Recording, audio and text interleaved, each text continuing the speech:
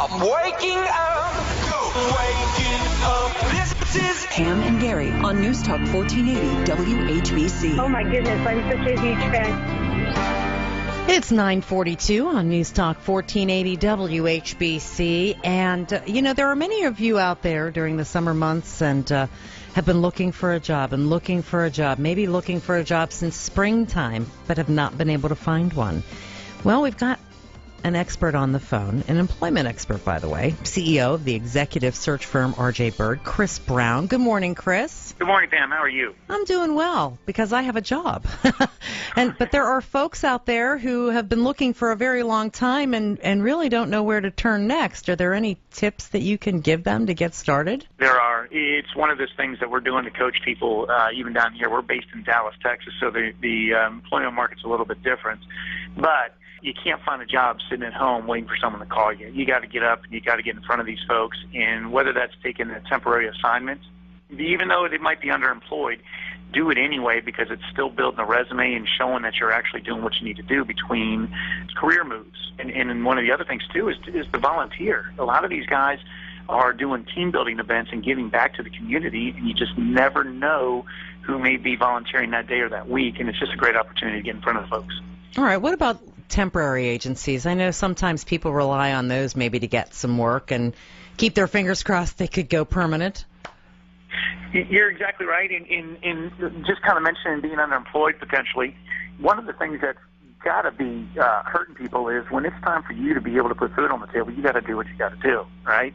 So even if that temporary position is not going to be as glorified as what you hope to find, my assumption would be that someone's going to take that anyway. But look on the bright side of things is hang in there, show up 15 minutes early, stay 15 minutes late, ensure that you're doing a good job, because even when you're on site, you're still marketing your skills and you're still potentially in front of somebody who could hire you.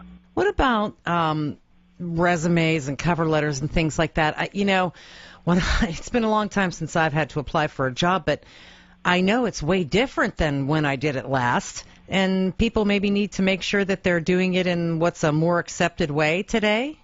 The cover letter itself is not going to get you the position that you're looking for, but what it will tell you is that you are applying for a specific role within the organization, and 9 times out of 10, the resume that you submit to that company isn't being seen by the actual hiring manager. There's probably some sort of facilitator or coordinator that's going to look at the resume and look at the cover letter prior to getting it to the hiring manager. And so keep it short, keep it sweet, keep it direct and to the point, and you'll stand a much better chance of someone actually reading that thing.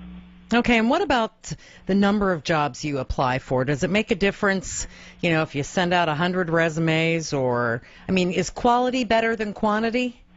Quality is always going to be better than quantity. And let me tell you what I mean by that, is that a lot of times, and we see it all the time down here, people get they start hitting the desperate measures and they start getting unmotivated and they're just like, I just need to get these resumes out. Well, a lot of times what ends up happening is they don't keep track of where their resume's going. And so sometimes they're doubling up their efforts.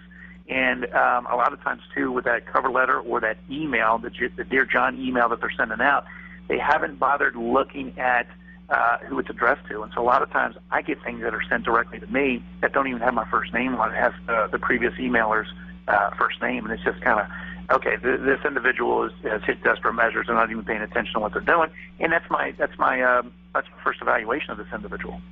The other thing I notice I read a lot about is the fact that maybe summer college students, students home from school are taking jobs that maybe would have been for somebody else, or high school kids even in the summer, that those jobs are going to the younger kids and less pay and all that kind of stuff rather than the more experienced person maybe. Well, I can't necessarily speak to that, and that's probably up to each either business owner or hiring manager, but I can't imagine a college student being qualified to do something that let's say a 20-year senior accountant or financial analyst could do. Mm-hmm. Very good. All right, well, these are some great tips, and we appreciate your time this morning. Chris Brown, employment expert and CEO of the executive search firm RJ Byrd. Have a great day. Thanks, Dan. You too. Canton's Morning News with Pam Cook and Gary Rivers.